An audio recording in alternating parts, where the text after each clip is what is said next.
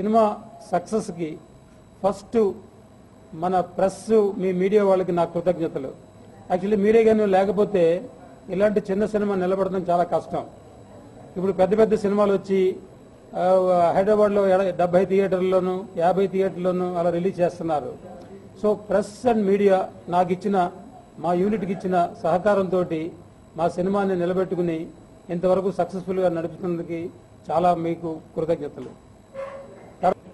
వరుణ్, నిషా Agarwal, so వీళ్ళందరూ కృషితోటి ఈనాడు మనం సక్సెస్ని పంచుకుంటున్నాం.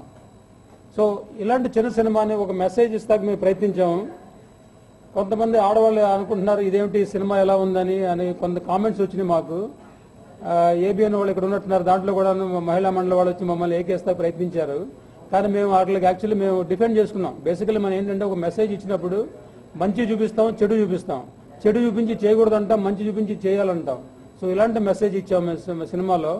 సో కనుక ఫ్యామిలీ వాళ్ళు, ఆడవాళ్ళు అందరూ వచ్చి చూస్తే సెకండ్ హాఫ్లో మా ఫస్ట్ హాఫ్లో చూపించడానికి అన్ని కరెక్షన్స్, దాంట్లో ఉన్న తప్పు ఏమిటి, ఎలా చేయాలి, ఏం చేయకూడదు, ఎలా చేయాలి అనేది సెకండ్ హాఫ్లో చూపించాం. సో అందరూ వచ్చి సినిమా చూస్తే వాళ్ళే అభినందిస్తారన్నమాట. ఈ మీడియాకి చిన్న సినిమాగా రిలీజ్ అవుతున్న టైంలోనే నేను మీకు చెప్పాను, ఈ సినిమా కనుక బాగున్నట్టయితే నన్ను ఎంకరేజ్ చేయాలి, మా సినిమాని ఎంకరేజ్ చేయాలని. నేను చెప్పినట్టుగానే మీకు నచ్చి ఉండడం వల్లే ఈ సినిమాను మీరు కూడా చాలా ఎంకరేజ్ చేసి ఈ రోజు 4th వీక్లోకి ఎంటర్ అవుతున్న సందర్భంగా కూడా చాలా థియేటర్స్లో చాలా సక్సెస్ఫుల్గా, హౌస్ఫుల్గా రన్ అవుతున్న మా సినిమా నిలబెట్టడానికి మెయిన్ కారకులు అయ్యారు మీరు కూడాను.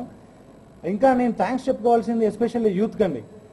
ఆంధ్రప్రదేశ్లో యూత్ అందరూ కూడా 7G బృందావన్ కాలనీ సినిమా తర్వాత, తొలి ప్రేమ తర్వాత, ప్రేమదేశం తర్వాత ఆ రేంజ్లో ఈ సినిమాని ఒక్కొక్కరు 4 సార్లు 5 సార్లు చూస్తున్నారంటే వాళ్ళందరికీ నేను నిజంగా హార్ట్ఫుల్గా థ్యాంక్స్ చెప్తున్నానండి.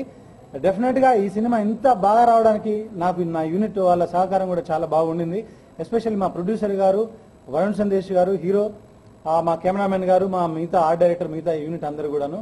అలాగే ఈ సినిమా స్టార్ట్ అవ్వడానికి, మేము ఈ రోజు ఇంత సక్సెస్ఫుల్గా రన్ అవ్వడానికి కారకులు ఇంకా 2-3 ఉన్నారండి. వాళ్ళలో ఎస్పెషల్లీ మా సినిమా కో ప్రొడ్యూసర్ మా ఆర్కే గారు, అలాగే రానా, సుధాకర్, వీళ్ళందరూ కూడా మమ్మల్ని బిగినింగ్ నుంచి ఎంకరేజ్ చేస్తూ ఈ సినిమా ఈ రేంజ్కి రావడానికి కారణమయ్యారు.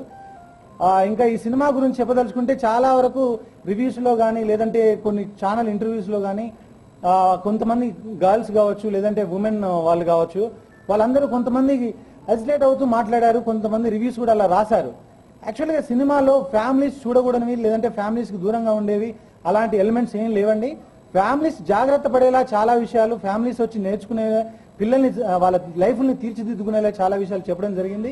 అందుకు 100% నేను ప్రేక్షకులకి ఇవ్వాలి. ఫస్ట్ ఈ సినిమాకి కొంచెం ఓపెనింగ్స్ కొంచెం అటు ఇటు ఉన్నా, దాని తర్వాత మీరు సినిమా బాగుంటే డెఫినెట్గా ఆడుతుందని మీరు చూపించారు అది.